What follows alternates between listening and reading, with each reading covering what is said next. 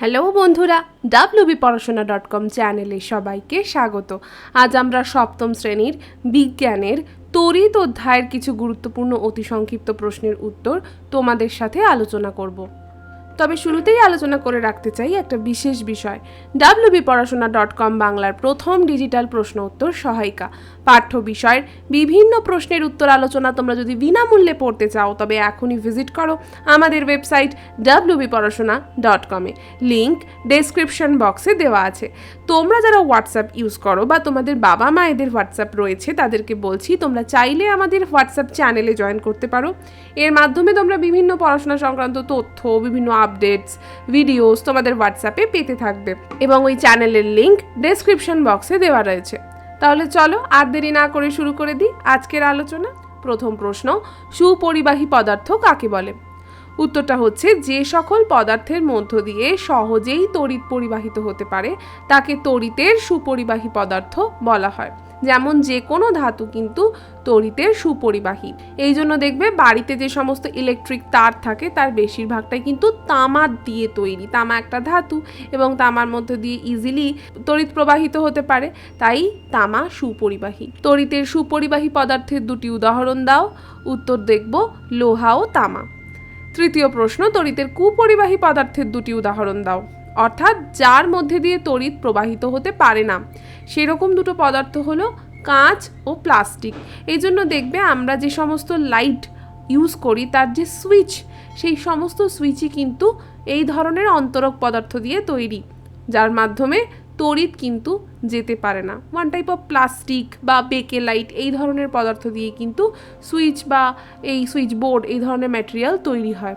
চতুর্থ প্রশ্ন, ফিউজ তারের উপাদান কি কি? বাড়িতে মাঝে মাঝেই তোমরা শুনে থাকবে ফিউজ উড়ে গেছে এবং তার ফলে দেখবে তোমাদের বাড়ির সম্পূর্ণ অন্ধকার হয়ে গেছে। ফিউজ তারের উপাদান হলো টিন ও সীসা।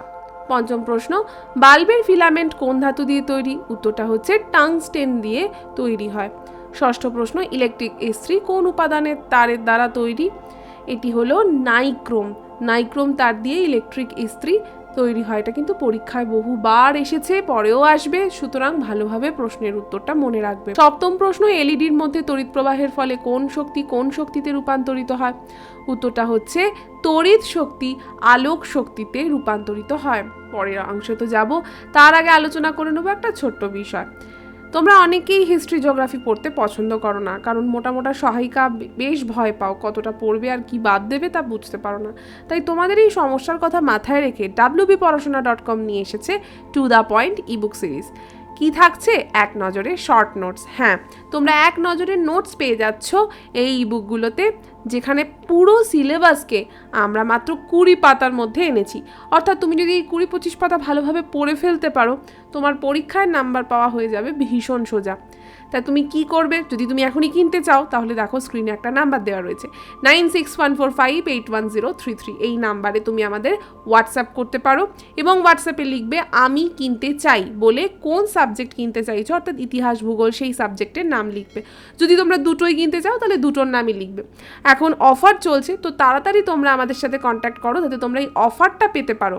আরও যদি কিছু তোমাদের জানারও থাকে তোমরা আমাদের হোয়াটসঅ্যাপ করা মাত্র আমরা তোমাদেরকে পেমেন্ট লিঙ্ক পাঠাবো। সেই পেমেন্ট লিঙ্কে ক্লিক করে পেমেন্ট করলেই 24 ঘন্টার মধ্যে এই ইবুকগুলি তোমাদের হোয়াটসঅ্যাপ অথবা ইমেল অ্যাকাউন্টে তোমরা পেয়ে যাবে। আরও যদি কিছু জানার থাকে তাহলে সোম থেকে শনি 11টা থেকে 6টার মধ্যে এই স্ক্রিনে দেওয়া নাম্বারটাতেই আমাদের সাথে কন্ট্যাক্ট করতে পারো। চলে এলাম পরের আলোচনায়। তড়িৎ প্রবাহ কাকে বলে? কোনো পরিবাহীর মধ্য দিয়ে, পরিবাহী মানে হচ্ছে যার মধ্য দিয়ে তড়িৎ চলাচল করতে পারছে, তড়িৎ আধানের প্রবাহকেই তড়িৎ প্রবাহ বলা হয়। নবম প্রশ্ন, সৌরবিদ্যুৎ কি? উত্তরটা হচ্ছে সৌরকোষে সৌরশক্তির অর্থাৎ সূর্যালোকের শোষণ ঘটে এবং আলোক শক্তি তড়িৎ শক্তিতে রূপান্তরিত হয়। এই উৎপন্ন তড়িৎ শক্তিকে কি বলবো আমরা?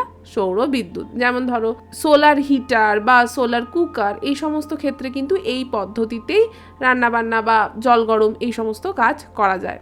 দশম প্রশ্ন, নিজের দেহে তড়িৎ শক্তি উৎপাদন করতে পারে এমন দুটো প্রাণীর নাম কি? আমরা দেখে নেব সেই অদ্ভুত দুটো প্রাণী, জেলিফিশ এবং ইলেকট্রিক ইল মাছ নিজের দেহে কিন্তু তড়িৎ শক্তি উৎপাদন করতে পারে। আলোচনা তো শেষ করছি এখানেই। কেমন লাগলো আমাদের ছোট্ট এই আলোচনা তা আমাদের অবশ্যই কমেন্ট করে জানিও। ভালো লাগলে আমাদের লাইক আর অনেক শেয়ার করো। আর যদি তোমরা এখনও আমাদের ইউটিউব চ্যানেলটা সাবস্ক্রাইব না করে থাকো তাহলে তোমাদেরকে বলছি প্লিজ আমাদের চ্যানেলটাকে সাবস্ক্রাইব করে পাশে থাকা বেল আইকনটা প্রেস করে দাও। আবার ফিরে আসবো অন্য কোনো পর্ব নিয়ে অন্য কোনো দিন। ততক্ষণ টাটা।